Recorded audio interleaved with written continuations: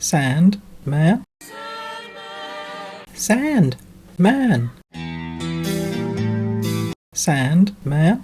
Adam Sandler? What are we screaming at? Sandman. Sand. Spawn. And welcome to the Ruby Tuesday. My name's Ruben and this is my review for Netflix's original adapted from a book by Neil Gaiman, The Sandman. I'm very excited to talk about this. This is non-spoiler.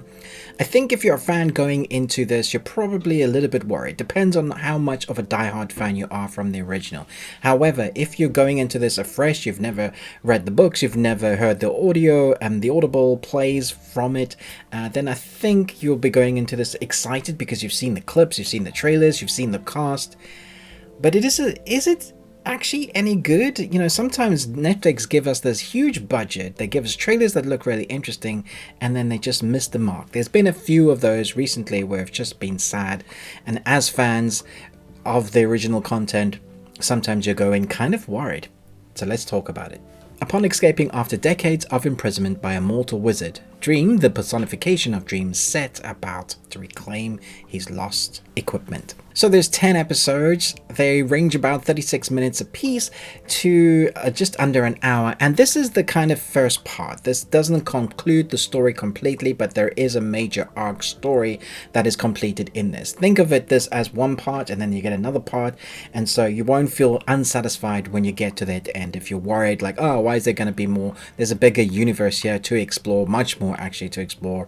However, for the most part, there is one story that's contained within the video that I think you will enjoy, even if you are a fan. Now, I know fans that are diehard fans coming into this will be really worried, and I think some are going to be disappointed because they'll nitpick at bits. So that wasn't in it, they've missed this bit out, that character isn't how I imagined them to be. And I went in with that little kind of worrying as well myself. Big fan of the books, big fan of the audiobooks especially, and I went in with an idea of how certain characters will look. And so now we have this eclectic, very interesting, very talented cast. Tom Sturridge, who plays Dream, I couldn't have imagined anybody better to play this particular character, because he looks otherworldly. He looks like an Endless would look, if we have any idea of how an Endless would look from a human perspective. An Endless being, a being that's supposedly immortal, outside of time.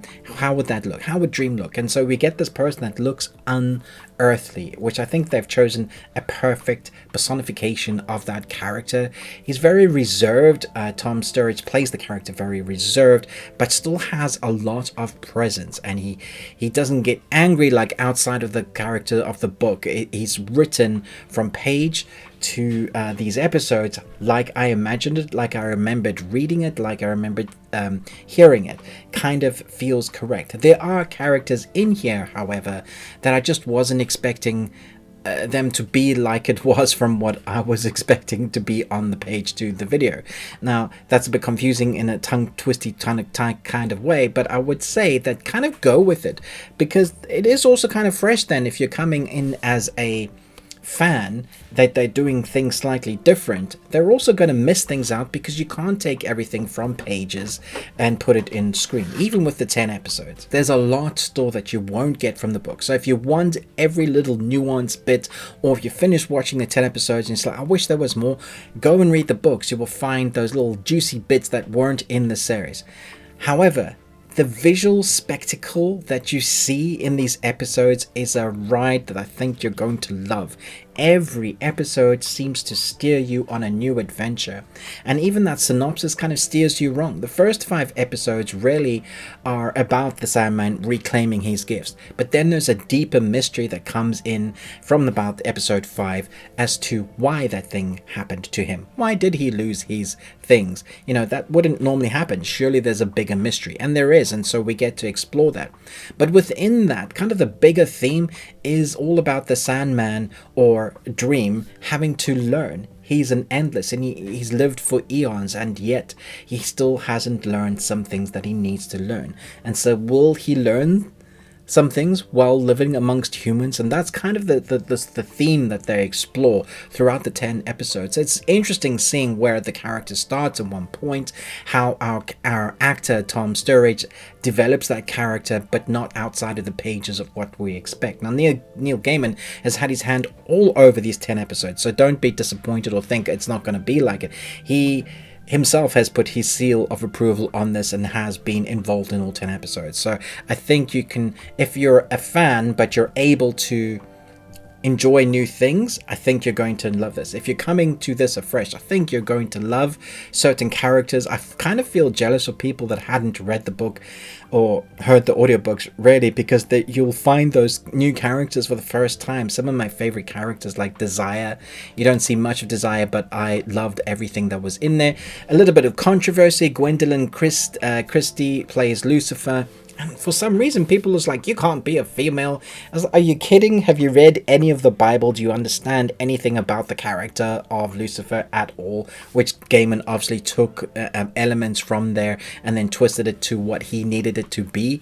I thought Gwendolyn was perfect in this role. Like, she has so much presence.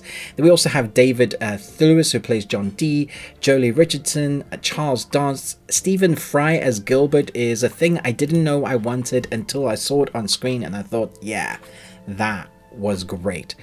Thoroughly entertaining from beginning to end. It's an easy 5 Nicolas Cages out of 5 for me.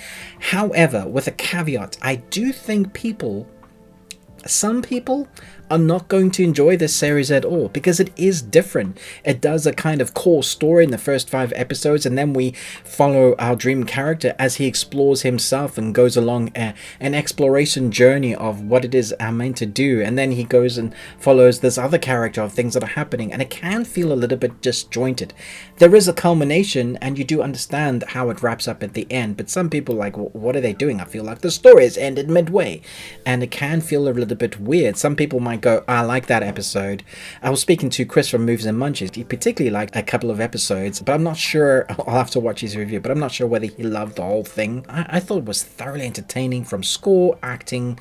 It's just another quiver in the cap of Neil Gaiman's imagination and how that relates to being on screen. You know, we've had Gods and Monsters and a number of others, and I just would love to sit down and have a conversation with Neil Gaiman, because the creative mind, he's one of those people in our generation that just has this imagination, along with Stephen King and Dean Koontz, those kind of people who you feel like you've learned something, but also quite scared with where their imagination is going.